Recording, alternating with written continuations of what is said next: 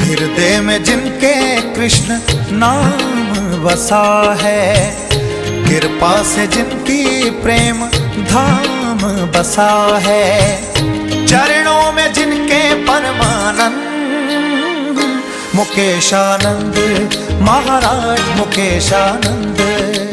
बोलिए सच्चे दरबार की जय, सच्ची सरकार की जय, बांके बिहारी लाल की, सतगुरुदेव भगवान की। हुक्म मारते दाते लोगों ने ये संगता नहीं। ਅੱਜ ਦੀ ਹਾਜ਼ਰੀ ਮਨਜ਼ੂਰ ਹੈ, ਲੰਗਰ ਮਨਜ਼ੂਰ ਹੈ, ਭੰਡਾਰਾ ਮਨਜ਼ੂਰ ਹੈ। ਜਿੱਦਾਂ ਦੀ ਨੀਅਤ ਉਦਾਂ ਦੇ ਫਲ। ठंड बहुत है आज ना, बरसात भी हो रही है, दिख रहे हैं ना। लेकिन फिर भी हम लोग बड़ी किस्मत वाले हैं जो प्रभु चरणों में बैठकर हरि नाम संकीर्तन का आनंद ले रहे हैं। वरना सर्दी की वजह से कुछ लोग क्या कर रहे होंगे, बोलो। वो भी बंदे ने जेड़े इस वेले महफिलां विच पए, वो भी बंदे ने जेड़े इस वेले हस्पतालां विच पए कुरला रहे ने, वो भी बंदे ने जेड़े इस वेले महफिलां विच जाम लगा रहे ने, वो भी बंदे ने जेड़े इस वेले चोरी करन दी स्कीम बना रहे ने, वो भी बंदे ने जेड़े इस वेले सत्संग दा लाभ उठा रहे ने। उस तो वधिया किहड़े बंदे ने ये तुहाडे वास्ते चाह बना रहे ने। लेकिन सर्दी के मौसम के विच, इतनी घनी सर्दी में जो भी आया समझो वो आनंद लेने नहीं बल्कि हरि नाम संकीर्तन में डूबने आया है। नॉर्मल मौसम में आप कभी भी जाओगे तो क्या बोलोगे, चल यार तुझे चिंतपूर्णी घुमा के लेके आता हूं, है ना, ऐसे कहते हैं ना, चलो तुझे प्रेम धाम घुमा के लेके आता हूं, घुमा के, जैसे पिकनिक पॉइंट हो। तो इतनी सर्दी में जो लोग आए वो घूमने नहीं आए, वो हरि नाम संकीर्तन का आनंद लेने आए हैं।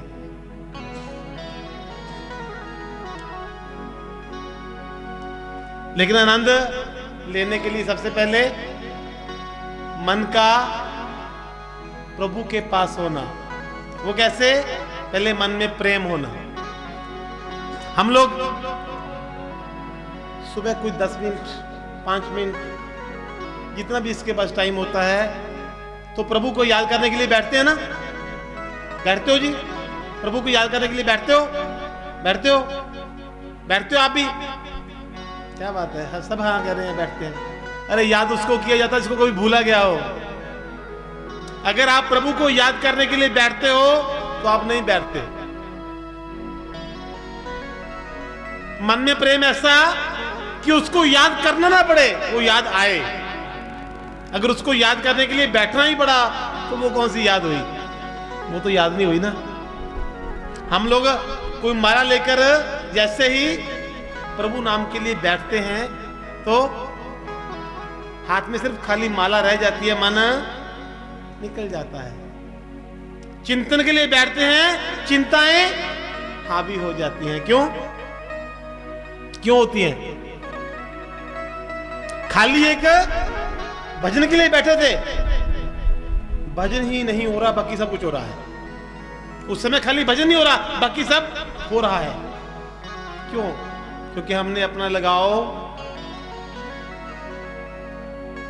अपने परिवार इस दुनिया से लगा रखा है। अभी श्री हरि से लगाव नहीं हुआ। और होगा कैसे? 80, 85, 90 साल के बुजुर्ग को पूछो, वो भी कह रहा है यार काम बहुत ढीला चल रहा है, अच्छा नहीं है। 90 साल की एज हो गई, पता है अभी 5 साल बाद जाना है, वो भी कह रहा है काम अभी बहुत ढीला चल रहा है। एक बुजुर्ग एज 95 साल की उम्र, बहुत बीमार हैं। इतने बीमार हैं कि डॉक्टर ने बोला भी 10, 15, 20 मिनट इससे ज्यादा ये बचने वाले नहीं है। बच्चे घर पे आए, 4 भाई चारों घर पे आ गए। देखा पिताजी की तबीयत बहुत खराब है, लेकिन पिताजी के होंठ हिल रहे हैं, कुछ कहने की कोशिश कर रहे हैं। अब सबके मन में क्या है, कहीं पिताजी की अंतिम इच्छा कोई रह ना जाए। होता है ना, जब आदमी दुनिया से जा रहा होता है इसलिए नहीं टेंशन होती कि उसकी अंतिम इच्छा पूरी करें, इसलिए कि बाद में तंग ना करे कहीं, है ना, इसलिए होता है ना, सच बताना इसलिए होता है ना। सोचा इसकी होंठ हिल रहे हैं, कुछ कहने की कोशिश कर रहा है, लेकिन शरीर में जान नहीं है, मुंह से बोला नहीं जा रहा। अरे भाई इसके मन में कुछ रह ना जाए, डॉक्टर को बुलाया कि डॉक्टर साहब कुछ ऐसा कि ये पल भर के लिए ही बोल पड़े। कहता भी इनके शरीर में अब जान नहीं है, मैं कोशिश कर सकता हूं, एक 35,000 का इंजेक्शन है, आप कहो तो मैं लगा दूं, शायद उससे बोल सके।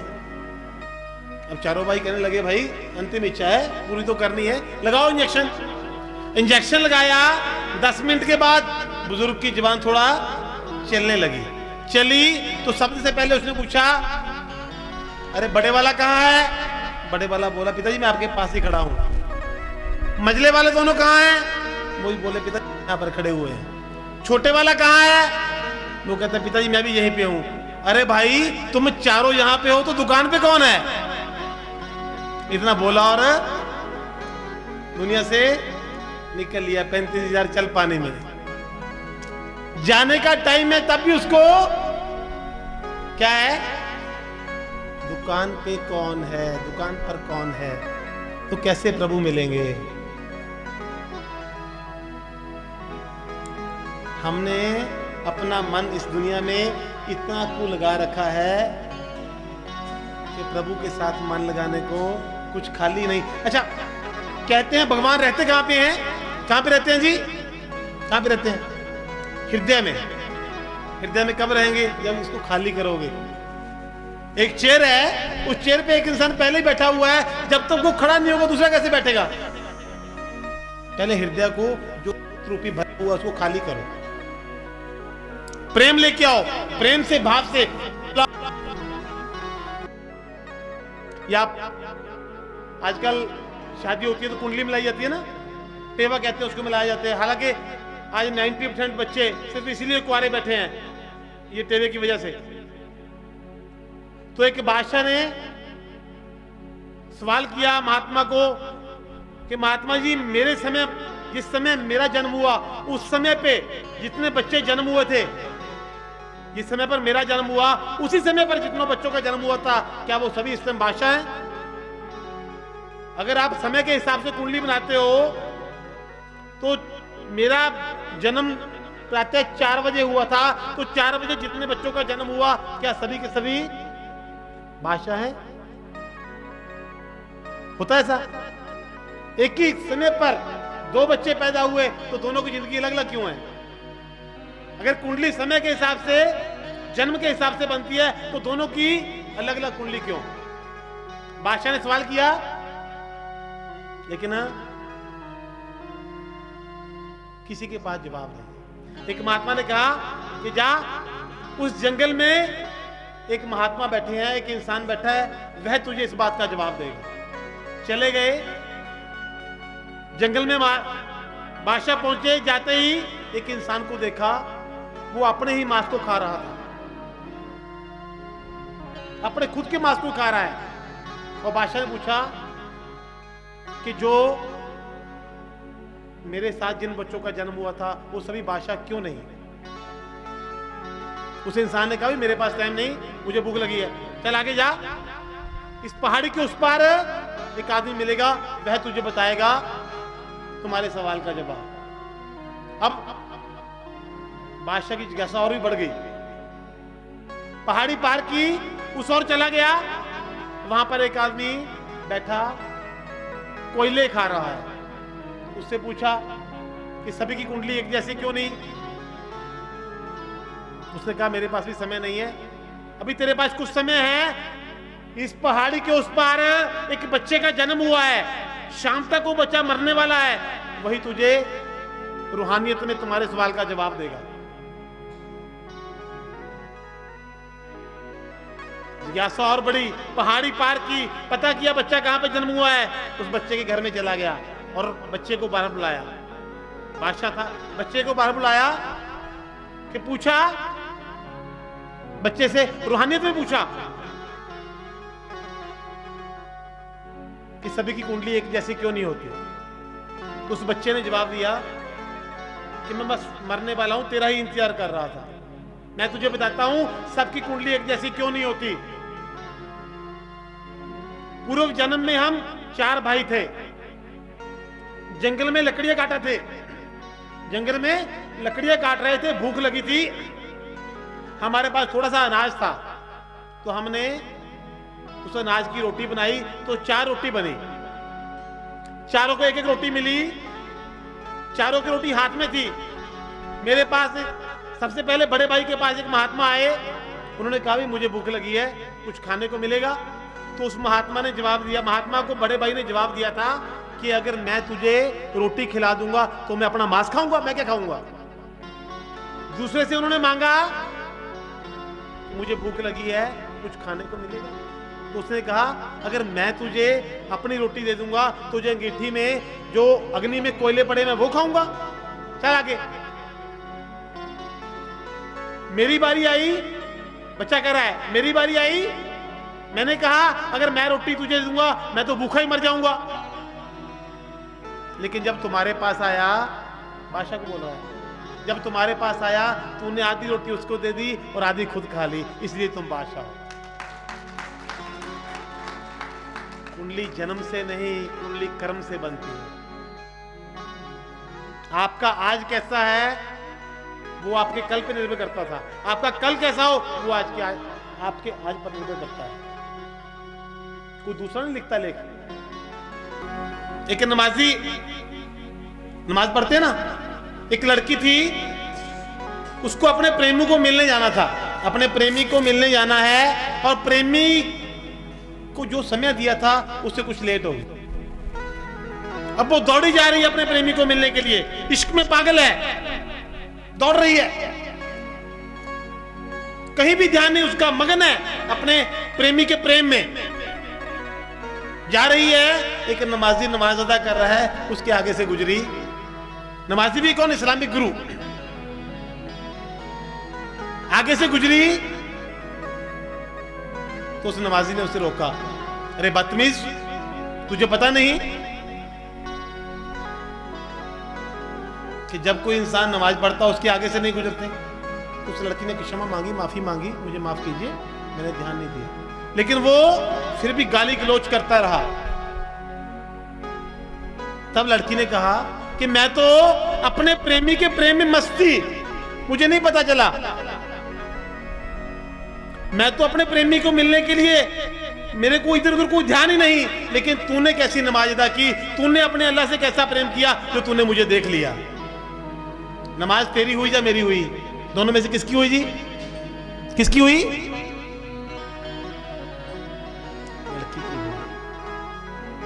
अगर तुम्हारा अल्लाह ताला से प्रेम है, मोहब्बत है, प्यार है, तो नमाज के समय मैं तेरे आगे से गुजर रही हूं, तुझे तो पता ही नहीं। उससे प्रेम करना है। प्रेम तब होगा जब नफरत को खत्म करेंगे भीतर से।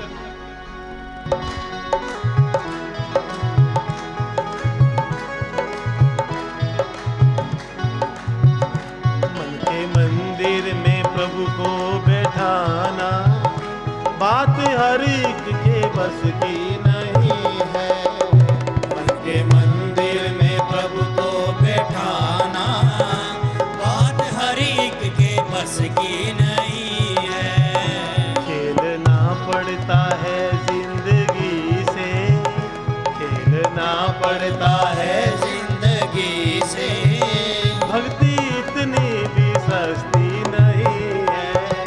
खेलना पड़ता है जिंदगी से, भक्ति इतनी भी सस्ती नहीं है। मन के मंदिर में प्रभु को बैठाना बात हर एक के बस की नहीं है। मन के मंदिर में प्रभु को बैठाना बात हर एक के बस की नहीं है। क्यों बस की नहीं? की नहीं, खेलना पड़ता है जिंदगी से। कौन कौन खेला? कौन खेला? मीराबाई खेली, विष का प्याला पिया, प्रहलाद वध खेले। और जिसने जिंदगी से खेलकर प्रभु से प्रेम किया, इतिहास में आज भी उसका नाम मीराबाई खेली ना। प्रेम मीरा ने मोहन से डाला, प्रेम मीरा ने मोहन से डाला, उसको पीना पड़ा विष का प्याला, कि उसको पीना पड़ा विष का प्याला। जब तलक ममता है जिंदगी से, जब तलक ममता है जिंदगी से, उसकी रहमत बरसती नहीं है। जब तलक ममता है जिंदगी से, उसकी रहमत बरसती नहीं है। मन के मंदिर में प्रभु को बैठाना, बात हर एक के बस की नहीं है। मन के मंदिर में प्रभु को बिठाना, बात हर एक के बस की नहीं है।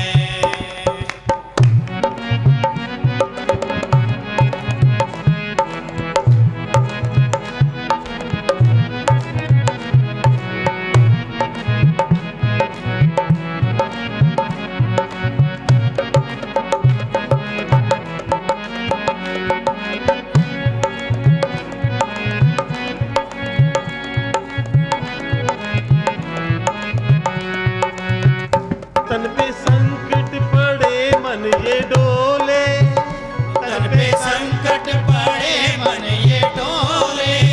अच्छे खासे भगत,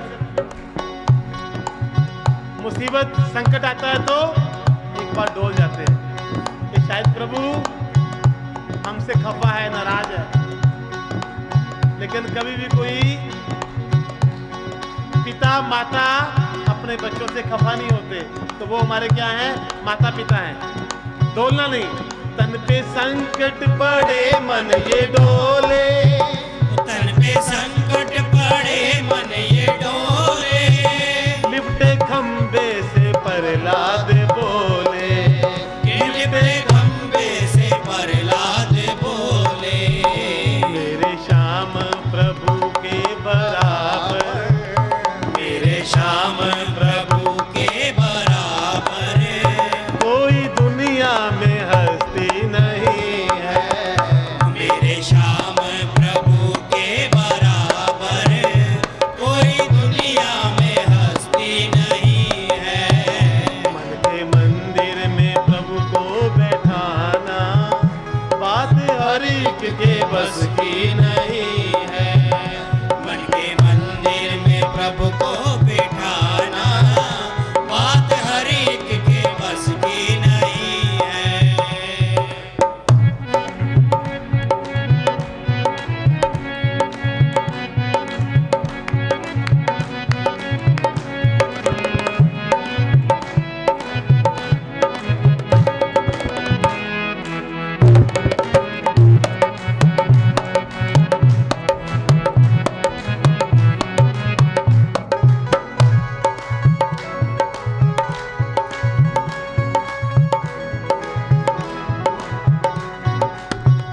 संत कहते हैं नागिन है माया, संत कहते हैं नागिन है माया, माया नागिनी है, कहते हैं संत महात्मा। ये ऐसी नागिन है जो हमें भगवान से मिलने नहीं देती, डसती है। लेकिन इस नागिन से कौन कौन बचा है? संत कहते हैं नागिन है माया, संत कहते हैं नागिन है माया, इसने सारा जगत काट खाया। कि इसने हृदय में जिनके कृष्ण नाम बसा है, कृपा से जिनकी प्रेम धाम बसा है, चरणों में जिनके परमानंद मुकेशानंद महाराज मुकेशानंद।